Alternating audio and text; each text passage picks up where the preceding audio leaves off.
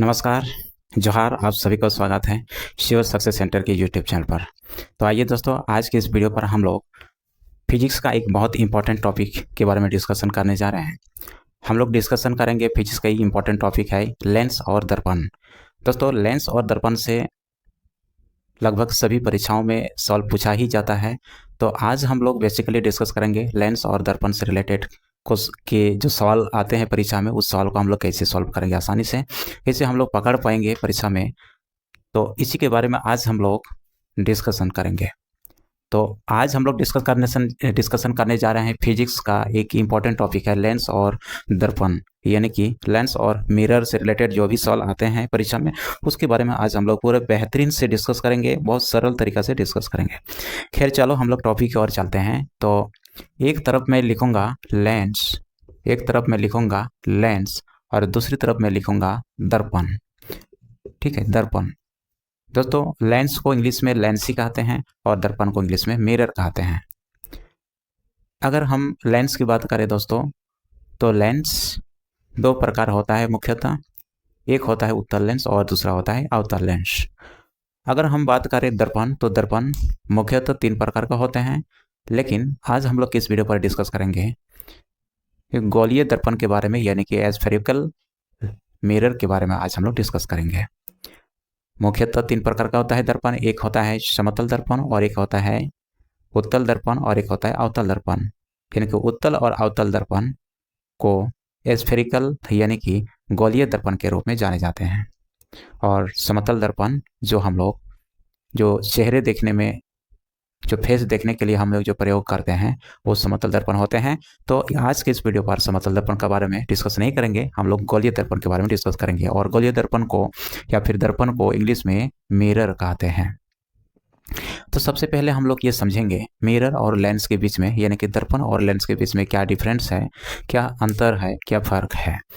दोस्तों, लेंस में क्या होता है, लेंस में आर पार होते हैं, ये पारदर्शी होती है लेंस में जो है, और दर्पण वो अपारदर्शी होती है, यानी एक पीछे साइड में पॉलिश किया हुआ रहता है।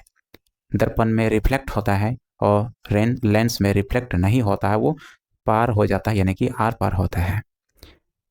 लेंस की अगर एग्जांपल की अगर हम दें, तो जैसे कि चश्मा, ग्लासेस जो पहने हुए हैं, ये चश्मा क्या है, लेंस है। जो कैमरे वगैरह सब जो होता है वो सब क्या, लेंस है। दूरबीन, सूक्ष्मदर्शी, घड़ी साज जो वगैरह वगैरह जो आँख से जो रिलेटेड जो इंस्ट्रूमेंट है, उन सभी इंस्ट्रूमेंट लेंस से होते हैं। लेकिन अगर हम दर्पण के बारे में अगर हम बात करें, तो दर्पण ये अपारदर्शी होती हैं। जैसे कि गाड़ी के हेडलाइट में जो लगा हुआ रहता है वो भी दर्पण है। जैसे कि स्ट्रीट लाइट में, यानी कि जो रोड लाइट होता है, उन सभी रोड लाइट में भी जो किसका, दर्पण का ही प्रयोग होता है। यानी कि सीधे सीधे आप समझिए, दर्पण के बैक साइड में कलर किया हुआ रहता है, यानी कि पेंट किया हुआ रहता है, पॉलिश किया हुआ रहता है, यानी कि अपारदर्शी होती है। इसमें प्रकाश रिफ्लेक्ट होती है, और लेंस में प्रकाश रिफ्लेक्ट नहीं, वो सीधा पार हो जाता है। बस यही थोड़ा सा डिफरेंस है लेंस और दर्पण के बीच में, ये मोटा मोटी डिफरेंस है। तो लेंस के बारे में अगर हम बात करें, लेंस दो प्रकार होता है, एक उत्तल होता है, एक तो अवतल लेंस होता है। उसी प्रकार से हम लोग डिस्कस करेंगे दर्पण के बारे में भी। आज हम लोग गोलीय दर्पण के बारे में डिस्कस करेंगे, यानी कि एक उत्तल दर्पण होता है, एक तो अवतल दर्पण होता है गोलीय दर्पण के रूप में अगर हम बात करें तो। और इस वीडियो पे हम लोग गोलीय दर्पण के बारे में ही हम लोग डिस्कस करेंगे, और इस टॉपिक से किस तरह से सवाल पूछे जाते हैं परीक्षा में, इन सारी चीज़ों के बारे में आज हम लोग पूरे विस्तार से डिस्कस करेंगे, पूरे डिटेल्स में डिस्कस करेंगे। एग्जाम दृष्टि से हम लोग डिस्कस करेंगे, ना कि हम कोई एक बड़े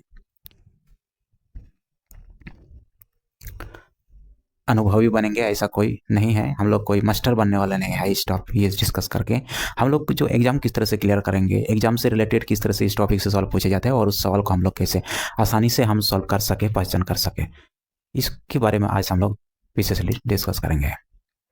तो चलिए, लेंस के पहले हम लोग डिस्कस करते हैं। लेंस दो प्रकार के होते हैं, तो एक जो क्या होता है, उत्तल लेंस होता है, और दूसरा होता है अवतल लेंस होता है।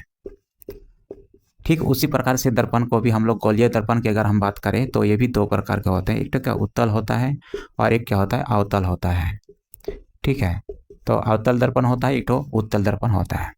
और इसको हम बीच में डिवाइड करेंगे ताकि इधर लेंस के बारे में डिस्कस करेंगे और इधर हम डिस्कस करेंगे दर्पण के बारे में डिस्कस करेंगे।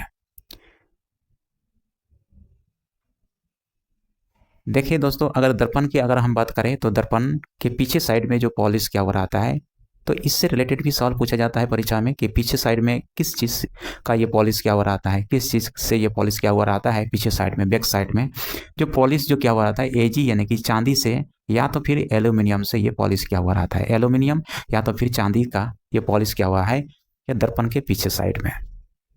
ठीक है, और लेंस के पीछे साइड में कोई पॉलिश किया हुआ नहीं रहता है, ये पारदर्शी होती है, ये आर पार दिखती है लेंस में। दोस्तों, अगर हम लेंस को इंग्लिश में लेंस कहते हैं, दर्पण को मिरर कहते हैं।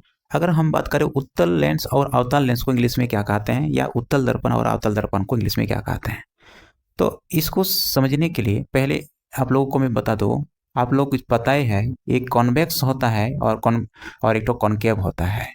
ठीक है, एक कॉन्वेक्स और कॉनकेव होता है, लेकिन आप लोगों को ये कन्फ्यूजन होता है कि कॉनकेव किसको बोलते हैं और कॉन्वेक्स किसको बोलते हैं। तो चलिए इसको हम लोग कैसे इस कन्फ्यूजन को दूर करेंगे, आज मैंने आप लोगों की तरीका बताऊंगा। और वो तरीका इतना बेहतरीन तरीका है कि अब कभी भी आप इस चीज़ को लेकर कन्फ्यूजन नहीं होगा अगर एक बार समझ जाएंगे तो। वो तरीका क्या है, आप चलिए हम लोग समझते हैं। देखिए, क्योंकि खुद मैं कन्फ्यूजन होता था इस चीज़ को लेकर कि कॉन्वेक्स किसको बोलते हैं और कॉनकेव किसको बोलते हैं। तो आइए हम लोग उस कन्फ्यूजन को कैसे दूर करेंगे। चलिए, कॉनकेव देखो, कॉनकेव में हम लोग अल्फ़ाबेट ये करेंगे, लेटर लिखेंगे, देखेंगे कितना लेटर से लिखा हुआ है। ये 7 लेटर से लिखा हुआ है कॉनकेव सॉरी, और इसमें कितना 6 लेटर से लिखा है कॉन्वेक्स। कॉन्वेक्स कितना 6 लेटर से, कॉनकेव में कितना 7 लेटर से लिखा है। उसी तरह से अगर हम उत्तल लेंस के बाद में देखेंगे तो 3 लेटर से लिखा हुआ है, और अवतल लेंस की अगर हम बात करें तो, या अवतल लेंस नहीं बोलेंगे, अवतल तो कितना 4 लेटर से लिखा है। क्योंकि अगर लेंस बोलेंगे तो सिर्फ इसके लिए होगा, इसके लिए नहीं, तो इस वजह से लेंस नहीं बोलेंगे, सीधे अवतल और उत्तल, क्योंकि उत्तल में भी इसमें होता है और अवतल में भी वही होता है। बस इसमें दर्पण लिखना है लास्ट में, इसमें लिखना है लेंस है, इसीलिए हम लोग लेंस नहीं बोलेंगे। बस इतना समझ के रखो, उत्तल को कितना 3 लेटर से लिखा हुआ है और अवतल 4 लेटर से लिखा हुआ है। और उसी तरह से कॉनकेव कितना 7 लेटर से लिखा है, कॉन्वेक्स जो है 6 लेटर से लिखा है। तो आप देखिए उत्तल और अवतल में तो सबसे ज़्यादा जो है किस में है, देखो ये 3 है, ये 4 है, तो इन दोनों में ज़्यादा किस में है, अवतल में है, तो 4 लेटर से है।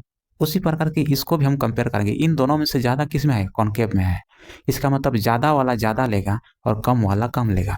इस ट्रिक्स को याद रखिएगा, ज़्यादा वाला ज़्यादा लेगा, कम वाला कम लेगा। ये ट्रिक्स बहुत इंपॉर्टेंट है, और इस ट्रिक्स से आप क्या करो, आप जो कभी कन्फ्यूजन नहीं होगा। ज़्यादा वाला ज़्यादा लेगा, कम वाला कम लेगा, याद रखिएगा। तो इस वजह से देखो, इसमें ज़्यादा किस में है, कॉनकेव में, इसका मतलब ये कौन सा लेंस होगा या कौन सा होगा, ये अवतल को कॉनकेव बोलेंगे। और कॉन्वेक्स में कम है तो, और इसमें भी कम है, तो इसलिए इसको हम बोलेंगे कॉन्वेक्स, मतलब कॉन्वेक्स लेंस। उसी प्रकार से हम इसको भी बोलेंगे क्या, कॉन्वेक्स बोलेंगे तब इसमें कम है, उत्तल में कम है तो इसमें कॉन्वेक्स बोलेंगे, और इसमें ज़्यादा है तो कॉनकेव बोलेंगे, कहते कॉनकेव मिरर। ठीक है, ये क्या है, कॉनकेव मिरर। ये कॉनकेव और कॉन्वेक्स मिरर, इसको लेंस बोलेंगे, इसको कॉन्वेक्स और कॉनकेव मिरर बोलेंगे। ये मिरर का है तो मिरर बोलेंगे, इसमें लेंस है तो लेंस बोलेंगे। ठीक है, तो चलिए इसी तरह से यहाँ तक आप सबों को समझ में आ गया होगा और किसी प्रकार की डाउट तो नहीं होगा इसमें। ठीक है, अब देखेंगे लेंस का आकृति कैसा होता है। लेंस का आकृति कैसा होता है, लेंस को अगर देखेंगे उत्तल लेंस को दोस्तों, इस तरह से होता है। उत्तल लेंस की तरह से थोड़ा इस तरह से होता है। इसका आकृति अगर देखेंगे इमेज, या इसका अगर देखेंगे फिगर, तो इस तरह से बनेगा। और अवतल लेंस का जो फिगर जो बनता है इसी तरह से यह अवतल लेंस का फिगर बनता है। यानी कि उत्तल लेंस में जाए बीच में मोटा होता है, देखिएगा यहाँ पर बीच में मोटा है और किनारे किनारे क्या पतला होता है।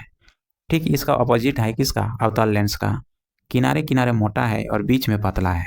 यानी कि आप कह सकते हैं कि उत्तल लेंस और अवतल लेंस को पकड़ के भी आप इसको डिफर कर सकते हैं, यानी कि आप पता कर सकते हैं कि ये उत्तल लेंस है और ये अवतल लेंस है। क्योंकि बीच में अगर मोटा होगा तो वो क्या होगा, उत्तल लेंस होगा। अगर किनारे पतला है और बीच में मोटा है तो उत्तल लेंस होगा, और बीच में पतला होगा, किनारे मोटा होगा, तो वो कौन सा लेंस होगा, अवतल लेंस होगा। तो इस तरह से आप पकड़ के भी इसका हम पता कर सकते हैं कि कौन सा लेंस ये है। ठीक है, खैर चलो, उत्तल लेंस को इसको अभिसरी लेंस भी कहते हैं। उत्तल लेंस को इसको क्या कहते हैं? अभिसरी लेंस भी कहते हैं। इसका दूसरा नाम क्या है? अभिसरी लेंस। और अवतल लेंस को इसको अपसरी लेंस कहते हैं। इसको क्या कहते हैं? अपसरी लेंस कहते हैं। अवतल लेंस को अपसरी और उत्तल लेंस को अभिसरी। अब बोलोगे अभिसरी और अपसरी से क्या मतलब है? अपसरी का मतलब क्या होता है और अभिसरी का मतलब क्या है? इन दोनों में क्या फर्क है? अपसरी का मतलब क्या है? तो अब चलिए यहाँ पर मैंने आप लोगों को समझा रहा हूँ, कुछ इमेज बनाकर मैंने समझा रहा हूँ। ठीक है, तो अपसरी और अभिसरी किसको कहते हैं? देखिए, अपसरी और अपसरी किसको कहते हैं? अब देखिए यहाँ पर इमेज में बना रहा हूँ और इस इमेज के द्वारा मैं आप लोगों को समझाऊंगा कि अभिसरी किसको कहते हैं और अपसरी किसको कहते हैं। देखिए, ये है इमेज है, ये उत्तल लेंस का है और ये है अवतल लेंस का, ये जो है इमेज है। ठीक है, ये उत्तल लेंस का है और ये अवतल लेंस है।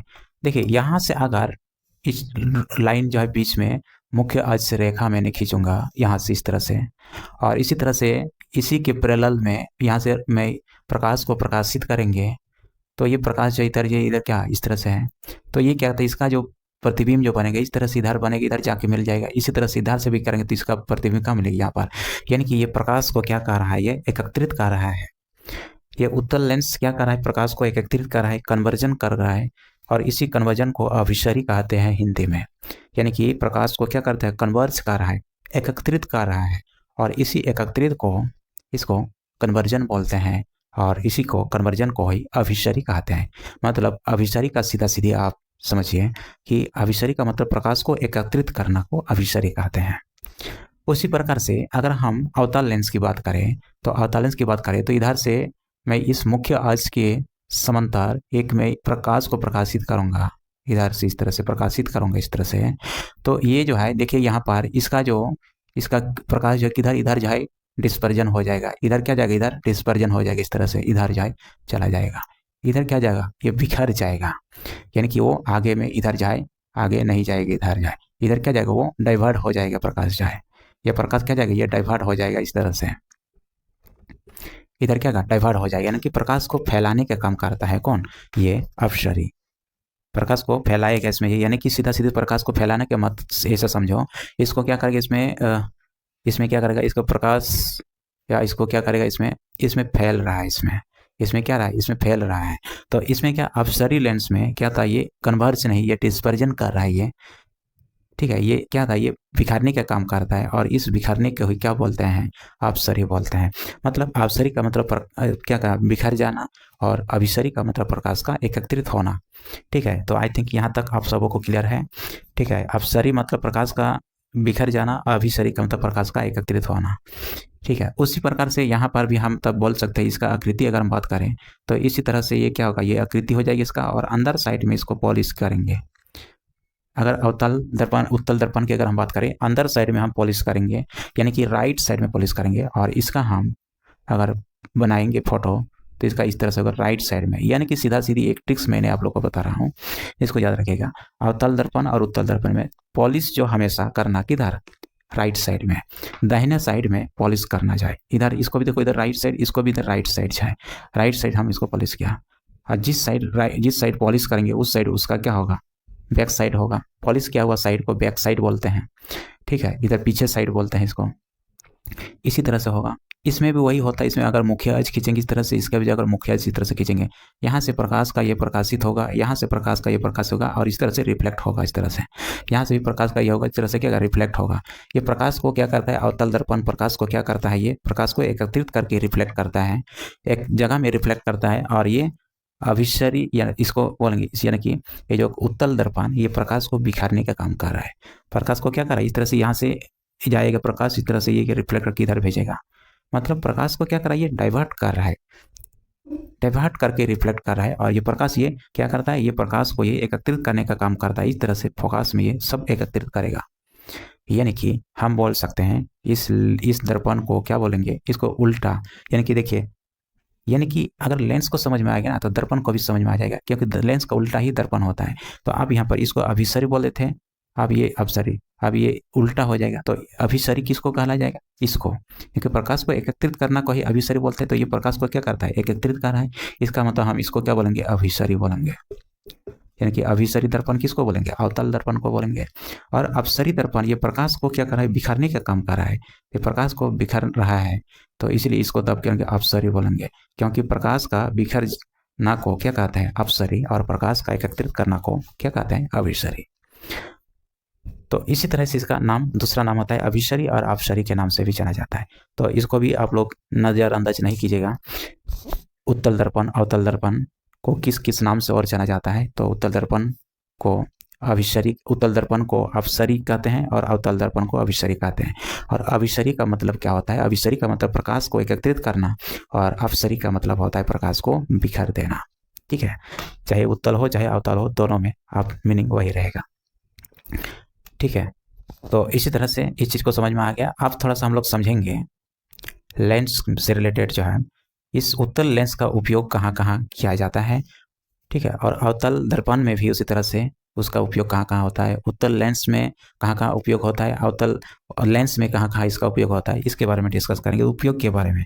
तो दोस्तों, अगर मैं उत्तल लेंस की अगर बात करें, तो ये दूरबीन से रिलेटेड, या फिर हम बोलेंगे आँख से रिलेटेड, जो जितने इंस्ट्रूमेंट होता है, जितने सामान होते हैं, औजार होते हैं आँख से रिलेटेड, उन सभी इंस्ट्रूमेंट में उत्तल लेंस का ही प्रयोग होता है। जैसे कि आप बोल सकते हो दूरबीन, जैसे कि आप बोल सकते हैं ये कैमरे, जैसे कि आप बोल सकते हैं सूक्ष्मदर्शी, जैसे कि आप बोल सकते हैं घड़ी साज, यानी कि जो घड़ी बनाने वाला जो मिस्त्री होता है, वो लोग जो प्रयोग करते हैं लेंस, अब उत्तल लेंस का ही प्रयोग होता है। तो हम बोल सकते हैं घड़ी साज वाला जो होता है, उसमें भी किसका जाए? उत्तल लेंस का प्रयोग होता है।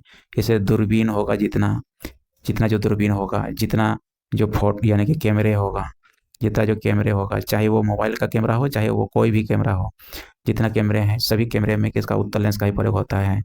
और जो निकट दृष्टि दोष नहीं, दूर दृष्टि दोष को दूर दृष्टि दोष को दूर करने के लिए भी उत्तल लेंस का प्रयोग होता है। दूर दृष्टि दोष से अगर कोई व्यक्ति, अगर कोई आदमी अगर पीड़ित है, तो उसको दूर करने के लिए भी उत्तल लेंस का प्रयोग किया जाता है। तो दूर दृष्टि दोष से पीड़ित व्यक्ति को जो चश्मा पहनने के लिए जो सुझाव जो दिया जाता है दूर दृष्टि दोष से पीड़ित व्यक्ति को, तो उसको कौन सा लेंस का? उत्तल लेंस का चश्मा को पहनने के लिए उसको सुझाव दी जाती है। ठीक है, यानी कि दूरदृष्टि को दूर करने के लिए भी इसका प्रयोग होता है। आप सीधा सीधा इसको समझिए, ज़्यादा घुमाव करके नहीं, आप सीधे समझिए कि आँख से रिलेटेड जितने जो इंस्ट्रूमेंट होता है, उन सभी इंस्ट्रूमेंट का प्रयोग में जो उत्तल लेंस का प्रयोग होता है। जैसे कि मैंने एक मोबाइल लिया, इस मोबाइल के पीछे जो कैमरा लगा हुआ है, इस कैमरा में भी कौन सा लेंस लगा हुआ है? उत्तल लेंस का। ये जो मैंने जो हम लोग का जो यानी कि आँख होता है, ये जो आँख होता है, किसी भी आँख के लोगों के जो मानव की आँख होती है, उस आँख के अंदर में भी कौन से लेंस है? उत्तल लेंस का प्रयोग होता है। यानी कि जितने भी आँख से रिलेटेड जो है इंस्ट्रूमेंट है, उन सभी इंस्ट्रूमेंट का में जो उत्तल लेंस का ही प्रयोग किया हुआ है। और इसी तरह से अगर हम अवतल लेंस की अगर हम बात करें, तो अवतल लेंस में जो है किस चीज़, कहाँ कहाँ इसका उपयोग है? इसमें निकट दृष्टि दोष से अगर कोई व्यक्ति पीड़ित है, तो उसको दूर करने के लिए भी, उसके दूर करने के लिए अवतल लेंस का प्रयोग किया जाता है। निकट दृष्टि दोष, देखिए निकट दृष्टि, दूर दृष्टि दोष, जरा दृष्टि दोष, ये आँख से संबंधित ये बीमारी होती है। इस बीमारी के बारे में अलग हम लोग डिस्कस करेंगे। यहाँ पर बस केवल इतना ही मैं बता रहा हूँ आप लोगों को, इसका उपयोग कहाँ कहाँ होता है। तो अवतल लेंस का जो उपयोग की अगर हम बात करें, तो निकट दृष्टि दोष को दूर करने के लिए, और दूर दृष्टि को दोष को दूर करने के लिए उसको उत्तल लेंस का उपयोग किया जाता है। और इसका उपयोग जो होता है, पानी में हवा का बुलबुला जो होती है, पानी में हवा का बुलबुला होता है, हवा का बुलबुला होती है, हवा का बुलबुला जो होती है, उसमें भी किसका होता है? अवतल लेंस होता है। तो ये सारे जो है लेंस से का प्रयोग होता है, इस सारे जो है उत्तल लेंस का प्रयोग होता है। घड़ी साज, दूरबीन, कैमरे, दूरदृष्टिकोण या सूक्ष्मदर्शी जो लेंस होता है, उन सभी लेंसों में जो है उत्तल लेंस का प्रयोग होता है। और निकट दृष्टि दोष को दूर करने के लिए अवतल लेंस का प्रयोग होता है। और पानी में हवा का जो बुलबुला होता है उसमें भी किसमें अवतल लेंस ही होते हैं। तो इस तरह से लेंस से रिलेटेड है दोस्तों। और इसके बाद अभी हम लोग समझेंगे दर्पण से रिलेटेड, यानी कि दर्पण, उत्तल दर्पण का प्रयोग कहाँ होती है और अवतल दर्पण के प्रयोग कहाँ कहाँ होती है, इसका उपयोग के बारे में आप हम लोग डिस्कस करेंगे। तो इसका उपयोग की अगर हम बात करें, पहला उपयोग जो है इसको पार्श्व दर्पण के रूप में प्रयोग किया जाता है। इसको कौन सा, पार्श्व दर्पण के रूप में इसको प्रयोग किया जाता है। ठीक है, इसका क्या, पार्श्व दर्पण के रूप में भी इसका प्रयोग किया जाता है। पार्श्व दर्पण के रूप में भी इसको प्रयोग किया जाता है। ठीक है, इसको पार्श्व दर्पण के रूप में प्रयोग करता है। आप बोलोगे पार्श्व दर्पण क्या होता है? पार्श्व दर्पण को साइड मिरर बोलते हैं। इसको जो गाड़ी के जो साइड मिरर लगा हुआ रहता है उसको क्या बोलते हैं? पार्श्व बोलते हैं इसको। यानी कि साइड मिरर के रूप में इसका प्रयोग किया जाता है। किसका? उत्तल दर्पण का साइड मिरर के रूप में प्रयोग किया जाता है। और इसी तरह से इसका जो प्रयोग किया जाता है, रॉड लाइट बोल सकते हो। क्या बोलते हैं इसको? रॉड लाइट जो होता है, यानी कि इसको स्ट्रीट लाइट के नाम से भी इसको जाना जाता है। स्ट्रीट लाइट जो है, तो स्ट्रीट लाइट में भी किसका प्रयोग होता है? ये उत्तल दर्पण का ही प्रयोग होता है। ठीक है, स्ट्रीट लाइट में भी किसका प्रयोग होता है? उत्तल दर्पण का प्रयोग होता है। रोड लाइट यानी कि बोलते हैं इसको, जो किनारे किनारे, रोड के किनारे किनारे जो लाइट लगा हुआ रहता है, उन सभी लाइट में उत्तल दर्पण का प्रयोग होता है। और जितना जो पार्श्व दर्पण होता है, यानी कि साइड मिरर होता है, गाइड का जो साइड में लगा हुआ रहता है, दो दर्पण लेफ्ट एंड राइट, तो बोथ साइड लगा हुआ रहता है, तो उसमें भी किसका प्रयोग होता है? पार्श्व दर्पण का प्रयोग किया हुआ रहता है, यानी कि साइड मिरर के रूप में प्रयोग किया हुआ रहता है। ठीक है, अब हम लोग अभिसरी दर्पण के बारे में, यानी कि अवतल दर्पण के बारे में हम लोग डिस्कस करेंगे। इसमें कहाँ कहाँ प्रयोग होता है इसका। जो गाड़ी का जो हेडलाइट होता है ना, गाड़ी का जो हेडलाइट होता है, चाहे कोई भी गाड़ी हो, चाहे ट्रक गाड़ी हो या फिर मोटर बाइक गाड़ी हो या फिर कोई भी टू व्हीलर या फोर व्हीलर, दोनों में जो हेडलाइट के रूप में जो प्रयोग किया जाता है, इसको अग्रदीप कहते हैं हिंदी में। अग्रदीप के रूप में जो प्रयोग किया जाता है वो किसका प्रयोग किया हुआ रहता है? अवतल दर्पण का ही प्रयोग होता है। आप बोलोगे क्यों? क्योंकि अवतल दर्पण के रूप में इसलिए कि अवतल दर्पण का इसलिए प्रयोग क्या होता है, क्योंकि अवतल दर्पण प्रकाश को क्या करता है? कन्वर्जन करता है, एकत्रित करता है। एक ये में क्या करता है? एकत्रित करने का काम करता है। और इसको एकत्रित नहीं होगा तो आगे फोकस कैसे करेगा? तो इस वजह से इसका अवतल दर्पण इसका प्रयोग होता है, क्योंकि ये अभिसरी दर्पण होता है, प्रकाश को एकत्रित करने का काम करता है। इसी तरह से जितना जो डेंटल होता है, जो डॉक्टर होता है, दांत चिकित्सा होता है, डेंटल डॉक्टर जो होता है, डेंटल डॉक्टर में यह किसका प्रयोग करते हैं? अवतल दर्पण का ही प्रयोग होता है। इसको अवतल दर्पण का ये प्रयोग करता है कौन? डेंटल डॉक्टर, यानी कि दांत चिकित्सा वाले जो है डॉक्टर, इसलिए डॉक्टरी दर्पण भी बोलते हैं किसको? अवतल दर्पण को। इसी तरह से आप सोलार क्या होता है? ये सोलर कुकर जो होता है, तो सोलर कुकर का भी में भी प्रयोग किसका होता है? अवतल दर्पण का ही प्रयोग होता है सोलर कुकर में भी। ठीक है, सोलर कुकर हो गया, जो डॉक्टर दर्पण जो होता है, हेडलाइट हो गया, उन सारे दर्पण का प्रयोग अवतल दर्पण का प्रयोग होता है। उन सभी में अवतल दर्पण का प्रयोग होता है। हेडलाइट या डेंटल या फिर सोलर कुकर, इन सभी में क्या किसका होता है? अवतल दर्पण का प्रयोग होता है। ठीक है, तो यहाँ तक आई थिंक आप सभी को समझ में आ गया है। ठीक है, कि उत्तल लेंस का प्रयोग कहाँ कहाँ होता है, अवतल लेंस का प्रयोग कहाँ कहाँ होता है, और उत्तल दर्पण का प्रयोग कहाँ कहाँ होता है, अवतल दर्पण का प्रयोग कहाँ कहाँ होता है। यहाँ तक आप सबों का क्लियर हो गया होगा। ठीक है, तो इसके बाद आगे हम लोग डिस्कस करेंगे। इसके बाद जो सवाल जो पूछा जाता है इसके प्रतिबिंब से रिलेटेड। अच्छा चलो, थोड़ा सा इसको मैंने आप लोगों का डिस्कस नहीं किया। प्रतिबिंब जो बनता है, यानी कि उत्तल दर्पण में इसका जो प्रतिबिंब बनता है, इसका प्रतिबिंब कैसे बनेगा? प्रतिबिंब बहुत कंफ्यूजन होता है। इसका प्रतिबिंब कैसे बनेगा? बाव। इसका प्रतिबिंब कैसे बनेगा? बाव। और उसी तरह से अवतल दर्पण का इसका प्रतिबिंब कैसे बनेगा? आशी। इसको बोलेंगे आशी और काशी। ठीक है, तो अवतल दर्पण का प्रतिबिंब कैसे बनेगा? आशी और काशी। उत्तल दर्पण का प्रतिबिंब कैसे बनेगा? बाव। और बाव का मतलब क्या? वास्तविक, यानी कि क्या का वास्तविक बनेगा इसका प्रतिबिंब। और दूसरा का उससे क्या उल्टा हो गया, उल्टा हो गया, यानी कि प्रतिबिंब कैसे बनेगा? उल्टा। ठीक है, ये उल्टा प्रतिबिंब और कैसे वास्तविक बनेगा, रियल बनेगा। उसी प्रकार से आज से क्या होगा? आभासी होगा। आज से क्या होगा? आभासी होगा। आभासी बोलो या काल्पनिक बोलो, बात एक ही है। काल्पनिक बोलो या आभासी एक ही है। और सी से क्या होगा? सीधा होगा। सी से क्या होगा, सीधा होगा। इसका मतलब उत्तल लेंस में प्रतिबिंब कैसे बनेगा, वास्तविक और उल्टा बनेगा। उसी प्रकार से अवतल लेंस में प्रतिबिंब कैसे बनेगा, आभासी और सीधा बनेगा, यानी कि काल्पनिक और सीधा बनेगा। ठीक है, उसी प्रकार से ठीक लेंस का ठीक ऑपोजिट होता है दर्पण में।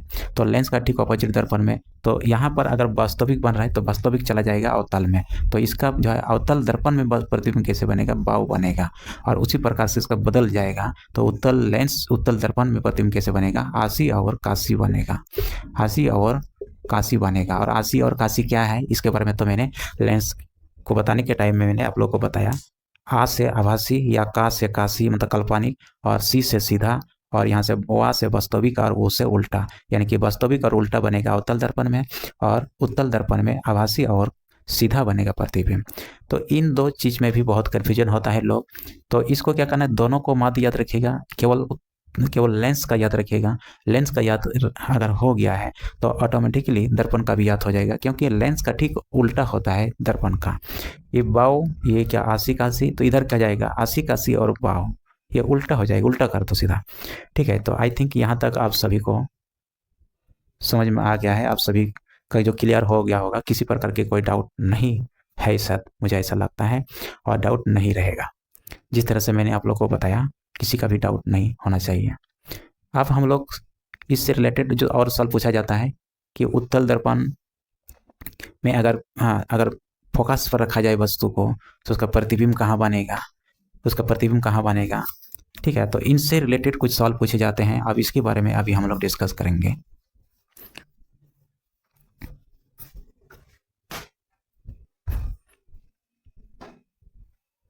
तो चलिए इसके बारे में डिस्कस करेंगे कि इसका प्रतिबिंब जो बनता है, अगर प्रतिबिंब जो बनेगा तो कहाँ बनेगा इसका प्रतिबिंब। अगर वस्तु को अगर 2F पे रखा जाए तो उसका प्रतिबिंब कहाँ बनेगा, इस चीज़ को कैसे हम लोग समझेंगे, कैसे आसानी से हम इसको पकड़ पाएंगे, इसके बारे में अभी हम लोग डिस्कस करेंगे। तो देखिए, जो ज़्यादातर जो सवाल पूछा जाता है उत्तल लेंस और अवतल दर्पण से ही ये सवाल पूछा जाता है, इससे रिलेटेड। उत्तल लेंस और अवतल दर्पण में ही इसका जो है इसका प्रयोग इसका पूछा जाता है सवाल। और मैं आप लोगों को बता दूं, अभी फील्ड वर्कर JSSC के लिए स्पेशल बैच ये शुरू किया गया है, शुरू हो चुका है। सोमवार से पूरा धुआंधार तरीका से ये शुरू होगा।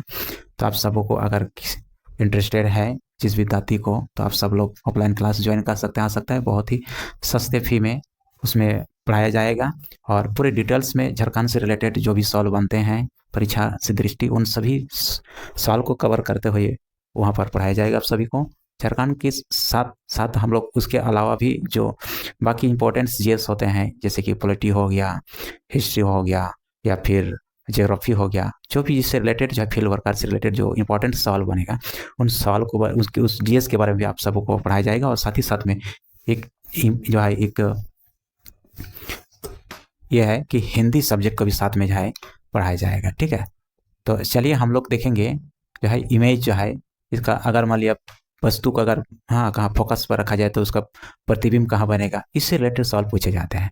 तो उसको कैसे हम लोग आसानी से ये करेंगे, तो चलिए एक हम लोग क्या बनाएंगे, इस तरह से एक जो डब्बा बनाएंगे, एक क्या करेंगे, डब्बा बनाएंगे इस तरह से, और इस डब्बा में इस तरह से लिखेंगे, इसको हम लोग इस तरह से टुकड़ा करेंगे, यानी कि यहाँ पर और बीच में हम लोग इसमें डिवाइड करेंगे। यहाँ पर लिखेंगे वस्तु और यहाँ पर लिखेंगे प्रतिबिंब। उसका जो प्रतिबिंब जो बनेगा कहाँ कहाँ बनेगा, ठीक है। और ये जो केवल लागू होगा ये उत्तल लेंस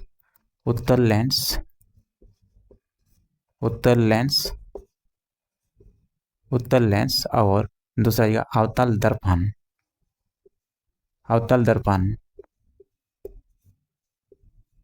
उत्तल लेंस और अवतल दर्पण के लिए मान्य होगा। उत्तल लेंस में ये काम लागू होगा, और ये जो है अवतल दर्पण में ये लागू होगा। देखिए हम लोग क्या करेंगे, इसको याद नहीं करना इसको। जैसे कि अगर मान लिया हमने यहाँ से एक जो है इस तरह से किया, यहाँ पर क्या बोलेंगे F बोलेंगे, यहाँ पर क्या बोलेंगे 2F बोलेंगे, या फिर C भी बोल सकते हैं, कर्वेचर जो बोलते हैं, सेंटर बोलते हैं, ठीक है। और इसी तरह से यहाँ पर बोलेंगे F बोलेंगे, इधर भी क्या होगा 2F बोलेंगे, और इधर क्या होगा ये इन्फिनेटिव, और इधर भी क्या होगा इन्फिनेटिव। चलो इस तरह से, तो यहाँ पर क्या करेंगे, इसको लिखेंगे, पहले इन्फिनेटिव लिखेंगे, इसके बाद फिर कौन आएगा टू एप आएगा, इसके बाद फिर आई लिखेंगे यहाँ पर एप लिखेंगे, ठीक है, फोकस। और उसी तरह से यहाँ पर भी इसको भी लिखेंगे, क्या होगा, पहले फोकस लिखेंगे, इधर क्या होगा टू एप लिखेंगे, और इधर क्या लिखेंगे इन्फिनेटिव। तो इससे रिलेटेड जो सवाल जो पूछा जाता है, सॉल्व किस तरह से पूछा जाता है, देखिए पूछा जाएगा सवाल, यदि वस्तु को अनंत पर रखा जाए, इन्फिनिटी पर रखा जाए, तो उसका प्रतिबिंब कहाँ बनेगा, उसका इमेज कहाँ बनेगा। तो उसका इमेज कहाँ बनेगा, देखो इसके सीधा में कौन है, फोकस है। उसी तरह से सवाल जो पूछा जाता है, अगर वस्तु को टू एप पर रखा जाए तो उसका प्रतिबिंब कहाँ बनेगा, टू एप में ही बनेगा। इसी तरह से सवाल जो पूछे जाते हैं कि अगर वस्तु को फोकस पर रखा जाए तो उसका प्रतिबिंब कहाँ बनेगा, अनंत पर बनेगा। अब रही बात कि ये वस्तु से बड़ा बनेगा या छोटा बनेगा, ये सवाल पूछा जाता है। तो इसको हम लोग कैसे इसको समझेंगे कि वस्तु से बड़ा बनेगा कि छोटा बनेगा। इतना तो हम लोग समझ गए कि यदि इन्फिनिटी पर वस्तु को रखा जाए तो उसका प्रतिबिंब फोकस पर बनेगा, टू एप पर रखा जाए तो उसका प्रतिबिंब टू एप पर बनेगा, अगर फोकस पर रखा जाए तो वस्तु को उसका प्रतिबिंब अनंत पर बनेगा। इतना तो ये समझ गए हम लोग। लेकिन ये वस्तु से बड़ा बनेगा, ये छोटा बनेगा, तो आप इसको भी हम लोग दूर करेंगे। तो इसको दूर कैसे करेंगे, ये बीच में है तो यहाँ से इधर जैसे जाएगा ये छोटा होते जाएगा, और यहाँ से इधर जैसे जाएगा ये क्या होगा, बड़ा होते जाएगा। यानी कि इधर क्या होगा, छोटा होते जाएगा, इधर जितना गया ये छोटा। यानी कि ये जो दिख रहा है यहाँ पर ना, ये क्या है, सबसे क्या है, ये दिख रहा है यहाँ पर, ये सबसे छोटा, ये हाँ अति छोटा, ये क्या होगा, अति छोटा, अति छोटा बनेगा। और ये जो जगह यहाँ पर दिख रहा है सेंटर, ये देखो ये चार सेंटर, ये 1 2 3 4 5 5 जगह में ये प्रतिबिंब बन रहा है। देखो इस सेंटर को, इसको क्या बोलेंगे, ये अति सेंटर नहीं, ये क्या छोटा, क्योंकि मैंने आप लोग को यहाँ पर बताया इधर जैसे जैसे जाएगा तो छोटा, और इधर जैसे जाएगा उससे कुछ बड़ा होते जाएगा। तो इसका मतलब यहाँ पर क्या होगा, बराबर, यहाँ पर क्या होगा, बराबर। तो ये जो यहाँ पर बनेगा इसमें कैसे रहेगा, बराबर। यानी कि देखो टू एप पर रखा गया वस्तु को, टू एप में ही बन रहा है, इसका मतलब बराबर है। अगर ये वस्तु को यहाँ पर रखा जाए, टू एप और फोकस इसके बीच में रखा जाए, तो उसका प्रतिबिंब कहाँ बनेगा, ठीक उसी के बीच में बनेगा, यहाँ पर बनेगा उसका प्रतिबिंब कहाँ बनेगा, यहाँ पर। इसका मतलब यहाँ पर कैसे बनेगा, बड़ा बनेगा। कैसे बनेगा, वस्तु से बड़ा बनेगा, क्योंकि मैंने आप लोग को यहाँ पर समझाया इधर जैसे जैसे इधर जाएगा तो बड़ा होते जाएगा। यानी कि यहाँ पर अगर वस्तु को फोकस में रखा जाए तो उसका प्रतिबिंब कहाँ बनेगा, इन्फिनिटी पर बनेगा। लेकिन इन्फिनिटी पर बढ़ेगा तो वस्तु से बड़ा कितना बड़ा बनेगा, तो अति बड़ा बनेगा। क्या बनेगा, अति बड़ा, मतलब बहुत बड़ा बनेगा। ठीक है, अति बड़ा मतलब बहुत बड़ा बनेगा। ठीक है, तो यहाँ तक हाँ, मैं आप लोगों को किसी प्रकार का कन्फ्यूजन है, बोलो नहीं है। देखिए यदि वस्तु को इन्फिनिटी पर रखा जा रहा है तो प्रतिबिंब कहाँ बनेगा, फोकस पर। लेकिन दूसरी सवाल पूछा जाएगा, ये वस्तु से बड़ा बनेगा कि छोटा बनेगा, तो वस्तु से अति छोटा बनेगा, अति छोटा बनेगा। उसी प्रकार का यदि वस्तु को इन्फिनिटिव और एप के टू एप के बीच में रखा जाए, इन्फिनिटिव और टू एप के बीच में वस्तु को रखा जाए तो उसका प्रतिबिंब कहाँ बनेगा, यहाँ पर। यानी कि एप और टू एप के बीच में बनेगा, उसका प्रतिबिंब कहाँ बनेगा, एप और टू एप के बीच में बनेगा। लेकिन वस्तु से बड़ा बनेगा या छोटा बनेगा, तो वस्तु से ये कैसे बनेगा, छोटा बनेगा, अति छोटा नहीं, छोटा बनेगा केवल। उसी प्रकार के सवाल पूछा जाता है, यदि वस्तु को अगर टू एप पे रखा जाए तो उसका प्रतिबिंब कहाँ बनेगा, उसका इमेज से कहाँ बनेगा, तो उसका इमेज टू एप में ही बनेगा। लेकिन सवाल पूछा जाएगा कि वस्तु से बराबर बनेगा या वस्तु से छोटा बनेगा या वस्तु से बड़ा बनेगा या वस्तु से अति छोटा या अति बड़ा बनेगा। तो कैसे बनेगा, ये बराबर बनेगा, वस्तु के बराबर सेम बनेगा। देखिए टू एप में तो टू एप बराबर हो रहा है ना, तो बराबर बन रहा है। उसी प्रकार से सवाल पूछा जाएगा आपको यहाँ से, यदि वस्तु को टू एप और फोकस के बीच में रखा जाए तो उसका प्रतिबिंब कहाँ बनेगा, टू एप और इन्फिनिटिव के बीच में बन रहा है इसका प्रतिबिंब, है कि नहीं। यहाँ बन रहा है इसका प्रतिबिंब, टू एप और इन्फिनिटिव के बीच में, अनंत के बीच में बनेगा।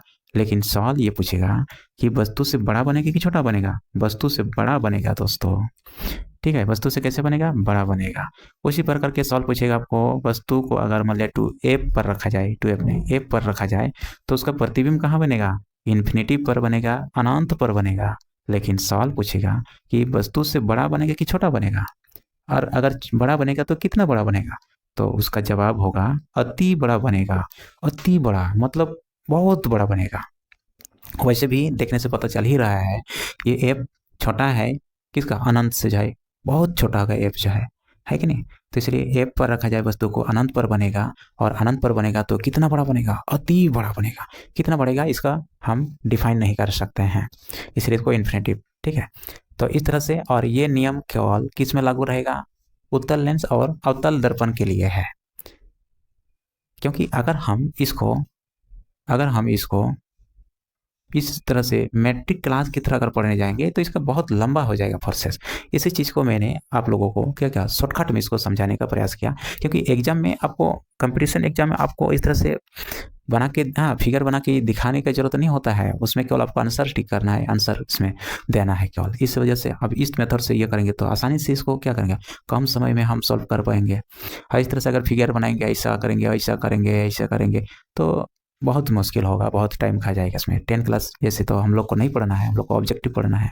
इस वजह से जैसे कि अगर मतलब इन्फिनिटी पर वस्तु को रखा जाए तो इसका प्रतिबिंब कहाँ बनेगा, इधर मतलब एफ है, इधर क्या होगा 2f है, इस तरह से। तो इसका प्रतिबिंब कहाँ बनेगा, यहाँ तो ऑप्टिकल, ये होगा सेंटर होगा यहाँ पर। इस तरह से ये प्रतिबिंब कहाँ बनेगा, इधर जो बनेगा। ठीक है, और इस तरह से इसका जो अनंत पर रखा जाए तो प्रतिबिंब फोकस पे ही बनेगा। आप देखिए अगर अनंत पर वस्तु को रखा जा रहा है तो फोकस पर ये बन रहा है इसका प्रतिबिंब। ठीक है, तो इस तरह से इसका प्रतिबिंब कहाँ बनेगा, फोकस पर ही बनेगा। इसका प्रतिबिंब कहाँ बनेगा, फोकस पर बनेगा। इसका प्रतिबिंब कहाँ बन रहा है, फोकस पर बन रहा है। तो इसीलिए इसको क्या करेंगे, इसको क्या करेंगे, इसमें इस तरह से शॉर्टकट तरीका से इसको पढ़ेंगे। ऑब्जेक्टिव क्वेश्चन हल करना है, ना कि हम लोग को मैट्रिक क्लास तरह से हम लोग को डिस्क्रिप्शन पढ़ना है। डिस्क्रिप्शन तो नहीं पढ़ना है, हम लोग को ऑब्जेक्टिव क्वेश्चन हल करना है। ठीक है, तो इसी तरह से ये फिजिक्स का बहुत ही इंपॉर्टेंट टॉपिक है, और इस टॉपिक से लगभग सभी परीक्षाओं में ये पूछा ही जाता है।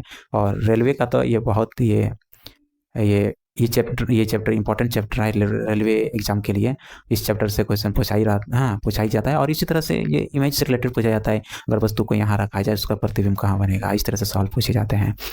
तो खैर आप सबों को समझ में आ गया होगा जहाँ तक मुझे लगता है, और किसी प्रकार की कोई डाउट नहीं बचा होगा आप लोगों का। अगर डाउट है तो आप कमेंट बॉक्स में लिख के बताइएगा आप लोग का क्या डाउट है। मैं फिर से आप लोगों को समझाने का मैं प्रयास करूँगा दूसरे वीडियो में।